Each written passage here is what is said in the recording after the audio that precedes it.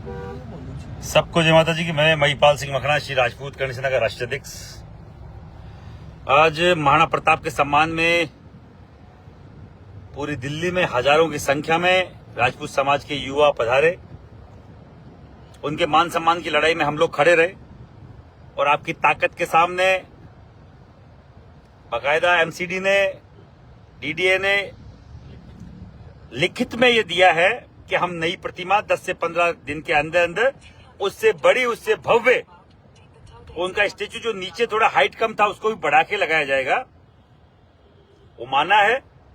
और इसमें बहुत सारे ऐसे भाई लोग जो 4-5 दिन से यहां पर थे, उन सबका बहुत बहुत धन्यवाद। और सबसे बड़ा, जो सीनियर व्यक्ति अगर साथ कोई लगता है तो मनोबल बढ़ता है। उनमें हमारे भाई आनंद मोहन सिंह जी, जो राजनेता होने के बावजूद सामाजिक कार्यकर्ता की तरह हमारे साथ हमेशा जुड़ते हैं, उनका बहुत धन्यवाद। और एक अभी वर्तमान सरकार में केंद्रीय मंत्री और हमारे बड़े भाई, जिन्होंने बकायदा पूरी भरी सभा में फोन करके और स्पीकर पे, फोन के स्पीकर पे बोला कि आप स्पीकर पे डालिए, अगर डीडीए और एमसीडी लिखित में नहीं देती है या कुछ भी नहीं देती है तो मैं गजेंद्र सिंह शेखावत, केंद्रीय मंत्री भारत सरकार, ये आपको आश्वासन देता हूं कि मेरे खुद के जेब के खर्चे से ये चाहे मूर्ति मुझे लगानी पड़े, मैं लगवाऊंगा। तो उनका बहुत बहुत धन्यवाद। और उनके बकायदा उस पूरे सहयोग से डीडीए और एमसीडी ने भी लिखित में हमें दिया। उनके कमिश्नर से हमारी बात हो पाई, यहाँ के अधिकारियों से बात हो पाई।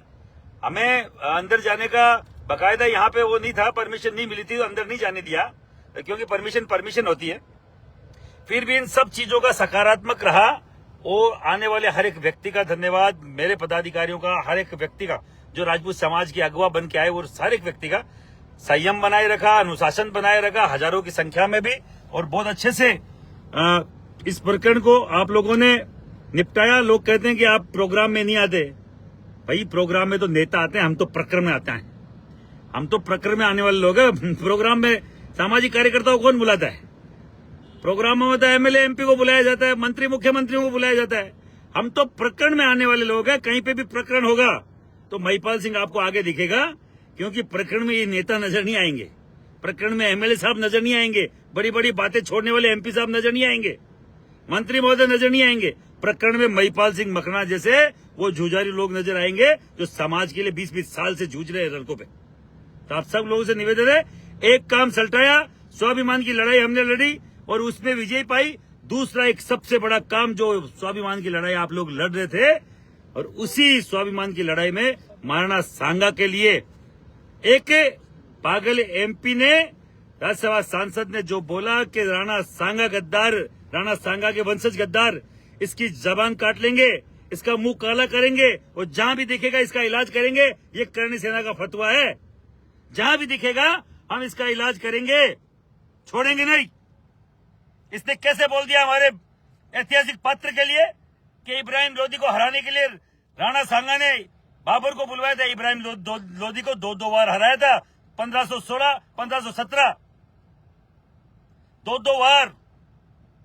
और उसके 5-7 साल बाद में खुद बाबर को 1525 में खानवा के युद्ध में, भरतपुर और करौली के बीच में, रूपवास के युद्ध में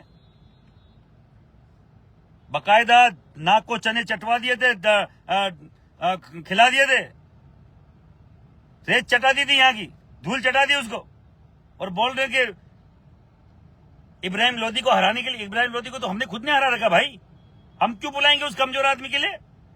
और अगर पूरे देश का, क्षत्रिय समाज का नहीं, हिंदू राजा, हर एक पूरे देश का, भारत का अगर हिंदू राजा किसी भी राजा के लिए कभी एक छत्र के नीचे आया, वो महाराणा सांगा थे, जिनके घाव लगे 82 फिर भी खड़क रही थी प्यासी। वो राणा सांगा थे, जिनकी एक आंख नहीं, एक हाथ नहीं, एक टांग नहीं, 82 घाव जिनके लगे हुए। और ये बोल रहे कि राणा सांगा के वंशज गद्दार है, राणा सांगा गद्दार थे।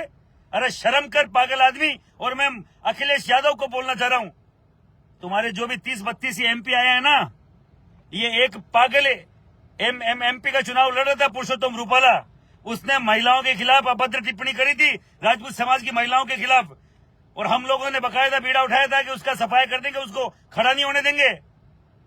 तो अखिलेश यादव जी, इसी के कारण से आपके 30-32 MP आए जो मेंबर ऑफ पार्लियामेंट बने हैं ना, वो केवल और केवल उन राजपूत युवाओं के विद्रोह से बने हैं जिन्होंने अपनी बहन बेटी की इज्जत को सर्वमान्य रखा, सर पे रखा, और पुरुषोत्तम रूपाला के उस एक बयान को पूरे देश में हम लोग लेके गए कि गलत बोला है। और अगर आपके इस MP ने हमारे ऐतिहासिक पत्र पे अगर उंगली उठाई है तो आपका भी सुपड़ा साफ करने की औकात हमने है, सुपड़ा साफ कर देंगे। इसकी औकात कैसे हुई हमारे ऐतिहासिक पत्र के लिए बोलने के लिए? जितना जल्दी हो सके इसकी मेंबर जो है राज्यसभा सांसद की जो सदस्यता है आप निरस्त कीजिए। अखिलेश जी, मैं फिर बोल रहा हूं, निरस्त कर दीजिए, सपा से निष्कासित कीजिए। और ये नाक रगड़ते फिरेगा पूरे भारत में, तब भी इसको माफी नहीं मिलेगी। ये महिपाल सिंह बोल रहा है। आज हमने इसका पता किया कि इसके MP क्वार्टर कहाँ है। इसको MP क्वार्टर अभी मिला नहीं है, अलॉट नहीं हुआ है।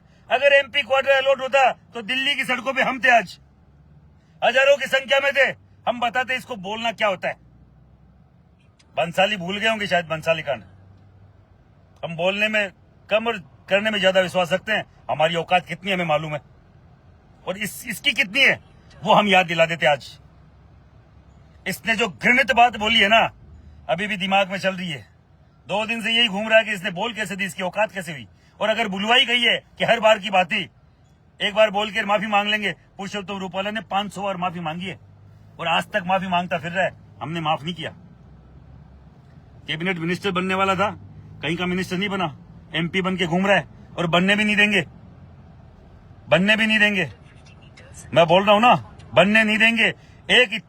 इस बात को लेकर उसने बोला था हमारी बहन बेटियों का बाकायदा संबंध रहे अंग्रेजों से, ऐसी की तैसी कर दी उसके पूरे देश में। और उसकी ने उसके कारण से कम 100-150 पुरुषोत्तम रूपाला घर जाते रहे, बैठ गए। टिकट लेके आए थे बीजेपी के, 400 पार 230 पे सल्टा दिया। तो साहब, जो भी सपा के आप प्रमुख हैं, आपको बोलना चाह रहा हूं, आप हमारे कारण से आए, और आपके इस सपा के जो राज्यसभा सांसद ने बोला है वो बहुत घृणित बोला है, और इसका सुपड़ा साफ कर देंगे। इसको राज्यसभा की सदस्यता से अभी के अभी आप निष्कासित कीजिए। आपको सीधा सीधा मैं बोलना चाह रहा हूं, निष्कासित कीजिए, इसको सपा से हटाइए, फिर हम देखते हैं कहां जाता है। आप सब लोगों से निवेदन है, ये जहां भी दिखे इसका मुंह काला करो और इसके जूत मारो, और इसकी याददाश्त दुरुस्त करो, इसकी इतिहास दुरुस्त करो। जय हिंद, जय भारत। हम में जो होगा हम करके दिखाएंगे। जल्द मिलते हैं।